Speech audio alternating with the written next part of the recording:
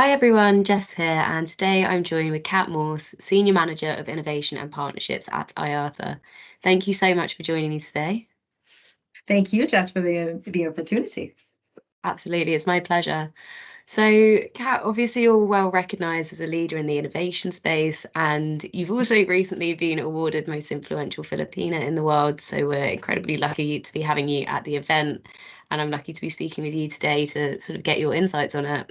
So the event is obviously just around the corner now, and I thought we could talk about what to expect from your sessions and also from the event in general, a slightly more broad approach. And I thought the best place to start with this is looking at some of the interesting trends and the landscape, just to embed your sessions within the wider industry context at the moment. So would you be able to highlight some of the emerging tech trends you'll be looking out for at the event?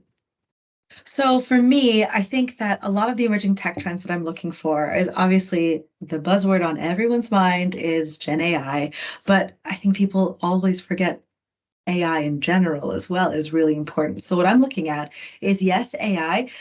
Particularly, I'm interested in learning more about AI with specifically digital humans, because I think from an aviation industry standpoint that this could be a complete game changer for customer service, customer experience, etc. So I'm looking at that to see if there's anything that's going to be there.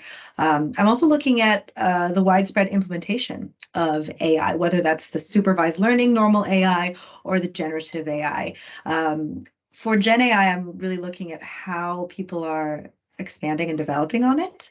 And for the supervised learning AI, I'm really looking at how people are using that with data. Um, Another trend that I'm on the lookout for is blockchain and payments and how those areas are developing. And kind of the two, I would say, Horizon 3 tech trends that I'm looking for. I'm going to see if there's anything on spatial tech and neuromorphic computing. That's going to be at the festival. So if there are those, I'm really excited to see that. Fantastic. And you touched on quite briefly there supervised learning AI. How do you see that sort of fitting into the wider industry? What are some of the exciting applications that could have?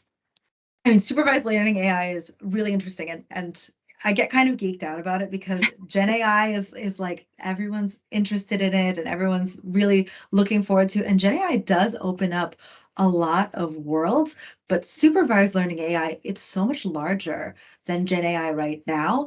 And it has much more, I would say, pragmatic applications because of all the learning that it can do. Especially our industry in the last couple of years, we've been coming out of COVID. People's travel experiences and what they want from it have changed.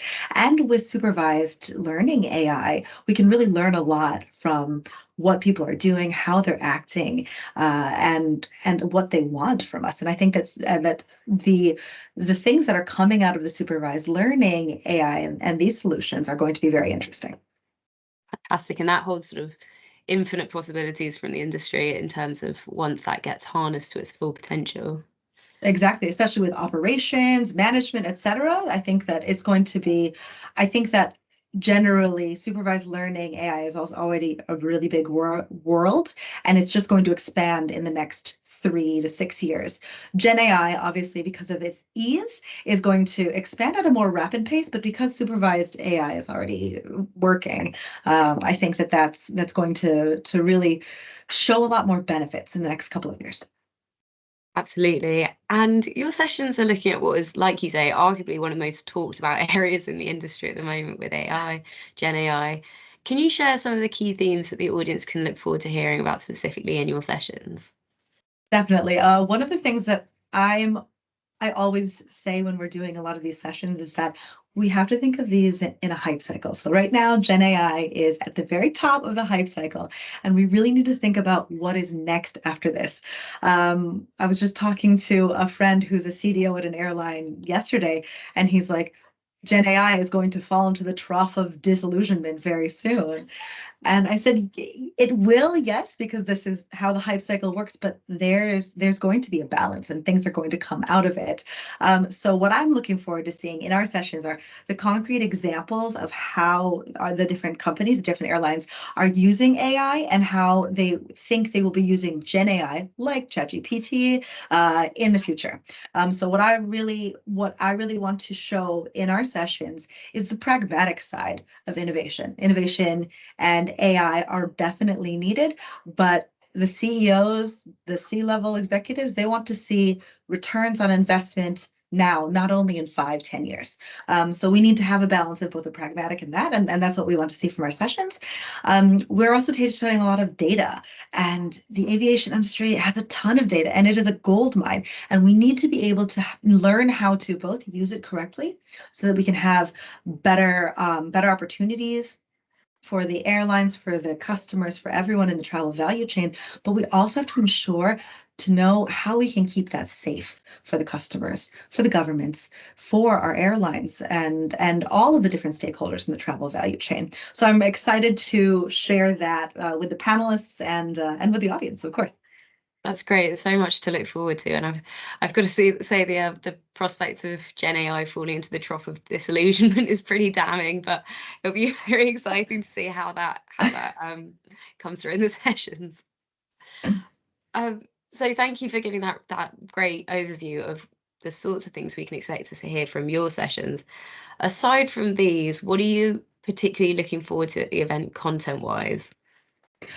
Well, I mean, there's a lot of great content on the event, so I'm excited. I'd really like to just clone myself so I could go through all the different tracks, but unfortunately that's not possible. But I'm really looking forward to, obviously, the CEO strategy is going to be interesting, particularly in the Asia Pacific region, because we all know that this is the fastest growing region in the world. So it's going to be interesting to hear what they're going to say about this.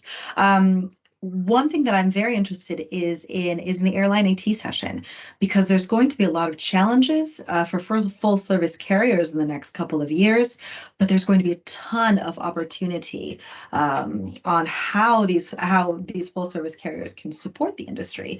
Um, the other things I'm interested in is this digital technology, obviously, is with innovation and automation. So those things are really on my radar to see how I can learn more about that.